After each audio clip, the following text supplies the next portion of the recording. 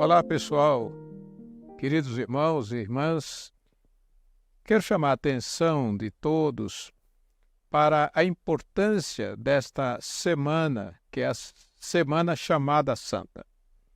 Nesta semana, então, vários eventos estão acontecendo, outros vão acontecer, alusivos ao sofrimento de Jesus, até o momento da sua crucificação e depois a sua ressurreição.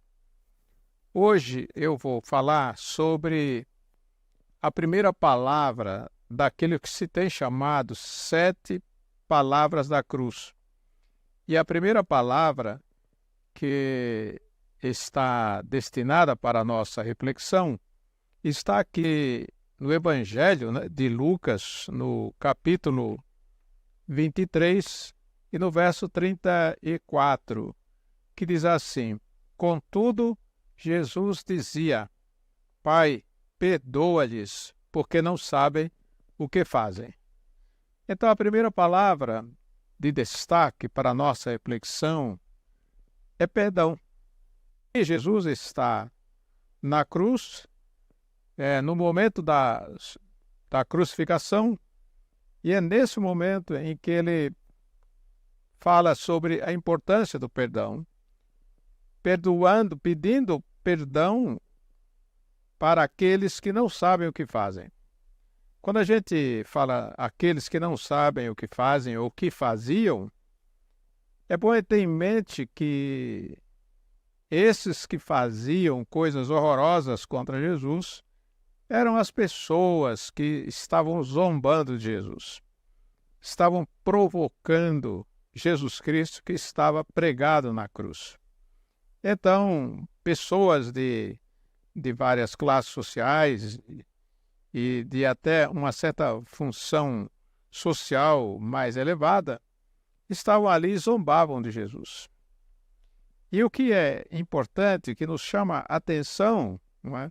Nesse cenário doloroso de sofrimento de Jesus, é que Jesus ora a Deus, o Pai, pedindo perdão para os seus provocadores, para as pessoas que estavam zombando daquele momento em que ele estava na cruz. Quero destacar aqui algumas coisas para a nossa reflexão, que a gente leve para a nossa caminhada e principalmente nesta semana. Uma das coisas que quero lembrar é que várias vezes em seu ministério, Jesus Cristo levantou a questão em relação à oração, lembrando a importância do perdão. A importância do perdão, que ele destacou no seu ministério. E essa importância a gente vê, por exemplo, quando Jesus Cristo está no monte, o Sermão do Monte, e ele ensina os seus discípulos, a orar com a oração do Pai Nosso. E há um momento em que ele diz: perdoa-nos as nossas dívidas, assim como nós perdoamos os nossos devedores. Então, Jesus é o protagonista da oração com o pedido de perdão. Outra situação que a gente encontra na Bíblia, nos Evangelhos, e no caso aqui, quando Mateus faz referência a isso, é quando ele responde aos discípulos sobre quantas vezes se deve perdoar o próximo. E então Jesus diz 70 vezes 7, porque a referência que foi dada pelo discípulo era 7 vezes, e Jesus fala 70 vezes 7. 70 vezes 7 não é igual a 490 aqui. O que Jesus quer dizer com esse ensino é que o perdão deve ser objeto da vida, da conduta, da decisão, das atitudes dos seus seguidores sempre. Perdoar sempre. Porque, inclusive, o perdão entrega saúde, entrega uma vida saudável para conviver com os problemas da vida. Então, aqui nós temos Jesus Cristo não apenas ensinando, mas Jesus Cristo praticando, e não só para os seus 12 discípulos, e ali já não eram 12, eram 11, não só para os seus discípulos, mas para todos os cristãos. Todos os seus seguidores, no mundo inteiro, puderam aprender que Jesus Cristo, no momento de grande provocação, ele teve uma oração significativa e significante para a vida de todos que estavam ali. Pai, perdoa-lhes, porque não sabem o que fazem. Então, perdoar aqui em Jesus, nesse momento, é um momento de cumprir o plano de Deus para a reconciliação do ser humano com Deus e reconciliação de toda a obra da criação, né? Porque o pecado separou, dividiu, foi uma ruptura entre o ser humano e Deus, e com essa ruptura causou mal-estar, desarmonia, problemas na vida das pessoas ao longo de sua história. Isso é uma coisa que a gente levanta aqui, né? Então, perdoa-lhes porque não sabem o que fazem. Perdoar aqui faz parte da entrega de Jesus. Esse pedido pelos nossos pecados, por aqueles da época e hoje também pelos nossos pecados, no sentido de que tenhamos o mesmo gesto de humildade, o mesmo gesto de submissão para seguir os passos de Jesus diante de Deus. Esse é um aspecto aqui. Jesus, então, ora a Deus pelo perdão para os seus inimigos, para os seus provocadores, para os que zombaram dele. Mas há um outro aspecto a ser destacado aqui, que mesmo na cruz, Jesus nos ensina a perdoar. Então, a atitude de Jesus, a atitude de fé, a atitude de Jesus tem um sentido pedagógico. E tem um sentido pedagógico no momento de tentações, de provações, de insinuações, no momento de grande sofrimento.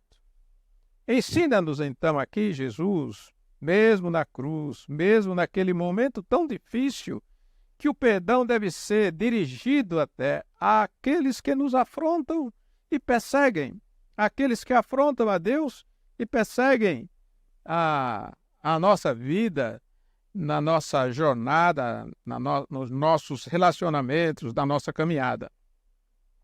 Ensina-nos que Deus é o Pai que nos perdoa e perdoa os que nos ofendem. Ensina-nos que, movidos pelo amor do Pai, pelo amor do Filho e do Espírito Santo, nós podemos ter forças, nós podemos ter iniciativa para assumir uma atitude como essa, de perdoar, e fazendo uma combinação com o texto lá de Mateus capítulo 6, de perdoar para que possamos ser perdoados. E, finalmente, quero levantar aqui um outro aspecto em relação a essa atitude de Jesus. O sentido do perdão de Deus expressa o verdadeiro amor de Deus pela humanidade. Então, a gente aprende nisso que Deus não é vingativo. Às vezes a gente até acha que Deus poderia ser, ou estaria sendo, vingativo. Deus não é vingativo. E Jesus, naquele momento, não age com o sentimento de que era necessário haver a vingança, ou então guardando ressentimentos porque esse ou aquele disse isso ou aquilo em relação ao Pai ou em relação à sua vida, por exemplo. Isso nós aprendemos, então, que na nossa vida cristã, na nossa caminhada, nós também teremos provocações, nós também teremos insinuações, nós também poderemos ser zombados, poderemos ser testados. Contudo, é preciso imaginar que Jesus Cristo tornou-se para nós o grande protótipo para que a gente veja como deve proceder no dia a dia da vida.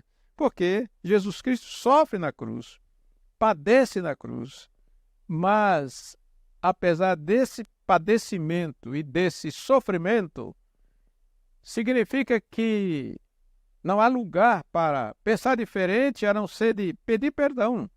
Isso é graça preciosa de Deus. E certamente esse pedido de perdão, né, vem ao encontro daquilo que o próprio apóstolo João escreve, né, quando diz assim que se pecarmos, se cairmos em tentação, se não conseguirmos superar as provações, é preciso acreditar que Jesus é o nosso advogado. E quando João fala isso, que Jesus é o nosso advogado junto a Deus, é porque o próprio apóstolo já tem na mente dele, na sua história de vida, essa consciência de que Jesus já havia procedido, já havia tido atitude, já havia dado exemplo de perdão como mediador